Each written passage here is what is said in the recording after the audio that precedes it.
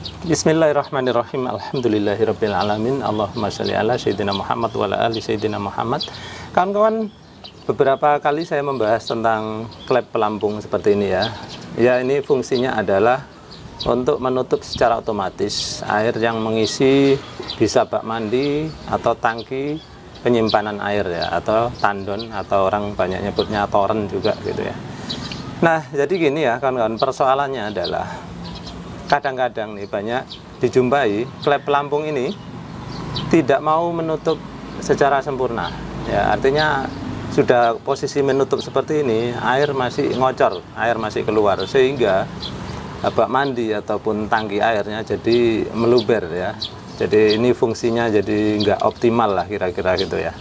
Nah, kemarin di video sebelumnya pernah saya bahas bahwa salah satu penyebabnya ya, itu kemungkinan adalah adanya kotoran ataupun pasir yang nyempil ya, atau istilahnya nyangkut di dalam klep ini ya, sehingga dia menghalangi penutupnya untuk menutup rapat, sehingga airnya terus keluar terus ya, merembes atau bocor lah istilahnya. Nah, kemudian saran saya yaitu menggunakan penyaring pasir ya, atau penyaring kotoran sebelum masuk ke klep pelampung ini. Nah, kemudian di dalam video tersebut ada yang bertanya ya, Pak, ini air menurut saya sih udah bersih gitu ya, tapi kenapa dia nggak mau nutup? Tapi memang tekanan air di rumah saya itu sangat tinggi gitu. Nah, gini kawan-kawan ya, terus terang saya belum pernah menguji dan belum tahu sekuat apa ya menutupnya ini, apakah bisa nahan tekanan yang tinggi gitu ya. Nah, makanya di video ini saya siapkan peralatan untuk menguji seberapa jauh dia bisa menahan tekanan gitu ya. Biasanya sih ya, peralatan seperti ini dirancang untuk menahan tekanan hingga 10 bar atau 10 kg fos per cm persegi gitu ya. Nah, kita akan uji di sini berapa kekuatan maksimum yang dia bisa tahan. Jadi nanti saya akan memasukkan ke sini ya. Ini air saya udah bikin penuh, sehingga nanti ini dalam posisi yang maksimal ya, nutupnya maksimal, udah nggak bisa lebih erat lagi. Kemudian di sini nanti saya akan biasa ya injeksikan tekanan. Kita akan lihat ya, apakah dia mampu menahan tekanan hingga 10 bar. Karena apa? Biasanya peralatan untuk air ya, keran-keran itu ya kawan, itu dirancang untuk tekanan 10 bar.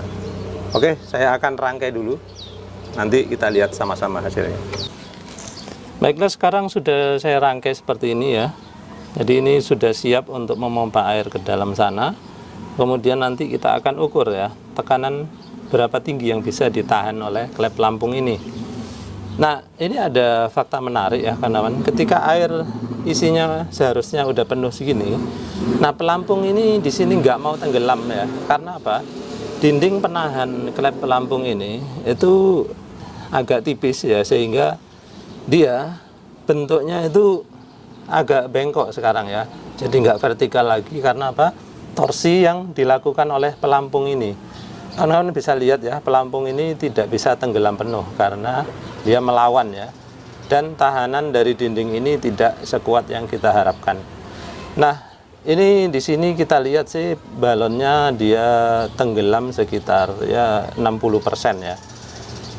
Oke, nggak apa-apa ya, kita akan lanjutkan dulu dengan balon tenggelam 60%, seberapa kuat tekanan yang bisa ditahannya.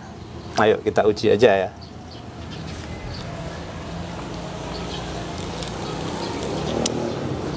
Bismillah.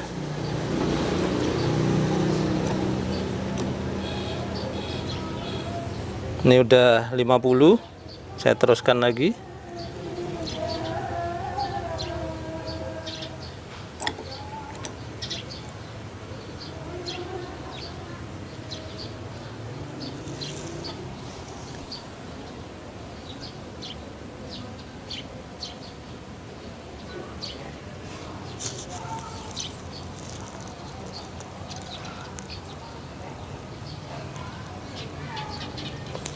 Ya, ini dia mampu menahan tekanan sekitar 50 PSI ya kawan, atau 50 PSI itu kira-kira 3 bar ya. Sebetulnya sih untuk tekanan-tekanan pompa biasa udah cukup ya kawan. Namun kalau beberapa kawan itu kan ada yang tekanan PDAM-nya itu sangat tinggi ya, sampai di atas 100. Nah kali ini mau nggak mau kita akan mencoba ya. Saya akan isi air lagi sehingga sampai pelampungnya tenggelam penuh ya.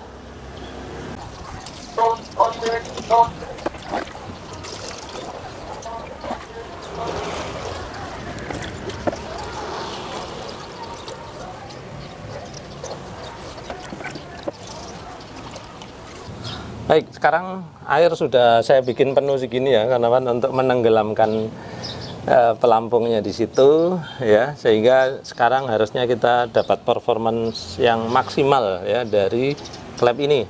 Kita akan uji seberapa jauh dia bisa menahan tekanan ya. Oke, kita akan mulai memompanya. Bismillah. Oke, kita naikkan terus. Oke, kita sampai di 100 PSI ya kawan. 100 PSI ini dibagi 15. Ya kira-kira sekitar 7 bar ya kawan. Oke, kita akan coba naikkan lagi.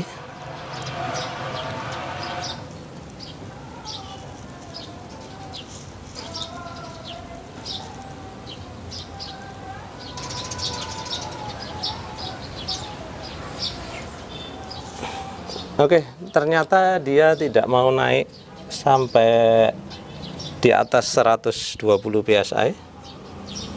120 PSI ini kira-kira 8 bar ya. Baik kawan-kawan, itu tadi hasil percobaan kita ya. Ternyata memang klep pelampung ini memiliki keterbatasan ya. Namun menurut saya sih lumayan tinggi juga ya, sekitar 8 bar tadi ya kawan-kawan. Nah kalau atau 120 PSI ya. Nah kalau di rumah kalian tekanan pumpnya itu di atas 100 PSI, tentu saja kayaknya klep pelampung ini tipis-tipis ya, maksudnya itu hampir-hampir di ambang batasnya gitu. Nah itu ya jawaban dari saya kawan-kawan ya. Kalau ada yang bertanya apakah ini kuat menahan tekanan tinggi gitu, atau kenapa bocor, apakah di rumah saya tekanannya terlalu tinggi, bisa jadi. Duh, apakah ada Pak orang yang PDAM-nya tekanannya sampai 100 PSI? Ada kawan-kawan ya. Saya kemarin tuh pernah berkunjung ke suatu daerah ya, namanya perumahan Kezia ya kalau di Batam ini. Di sana itu pipanya sampai jebol-jebol kawan-kawan, karena apa? Tekanan dari PDAM-nya tinggi banget itu ya. Nah sementara di daerah lain ada yang nggak keluar gitu ya. Jadi sebetulnya sih ini PR bagi PAM ya, untuk bisa mendistribusikan air itu secara lebih merata ya. Ada orang yang sampai kelebihan, sampai pipanya pecah-pecah. Ada orang lain yang pipanya pecah pun airnya nggak keluar gitu ya. Ya kira-kira seperti itu. Jadi itu tadi batasan dari klep pelampung ini ya. Karena saya anjurkan kalian tidak memakainya pada air yang tekanannya di atas 100 PSI gitu. Nah bagi kalian yang tekanan di rumah kalian tuh nggak sampai 100 PSI tapi bocor ya kawan, itu artinya bocornya bukan karena tekanan ya, tapi karena ya ada kotoran yang mengganjal ya, kira-kira seperti itu, seperti yang saya bicarakan di video sebelumnya. Solusinya apa ya? Kalian bisa memasang saringan gitu ya. Namun bagi kalian yang rumahnya tekanannya sudah di atas 100 PSI ya, kalian mesti memikirkan bagaimana menurunkan tekanannya. Bagaimana cara menurunkan tekanan? Ya kalian bisa memakai pressure reducing valve ya, atau PRV atau regulator ya. Nah kalian bisa lihatnya di video saya sebelumnya ya, bagaimana cara menurunkan tekanan. Kemudian kalau kalian pengen tahu belinya kemana aja barang-barang ini maupun pressure reducing valve ya, kemudian barang ini juga ya, linknya saya usahakan nanti ada di kolom deskripsi ya, di bawah video ini ya. Ada panah kecil, coba kalian lihat ya di sana gitu. Nah di sana kalian bisa lihat harganya berapa. Kalau oke pengen beli, tinggal klik nanti bayar gitu ya. Belum tahu cara beli online, Pak? Nah, kemarin sudah saya ajarkan cara beli online ya, silakan lihat di video saya sebelumnya. Oke, kawan-kawan, sekian dulu dari saya ya. Mudah-mudahan video kali ini bermanfaat. Terima kasih sudah menyaksikan.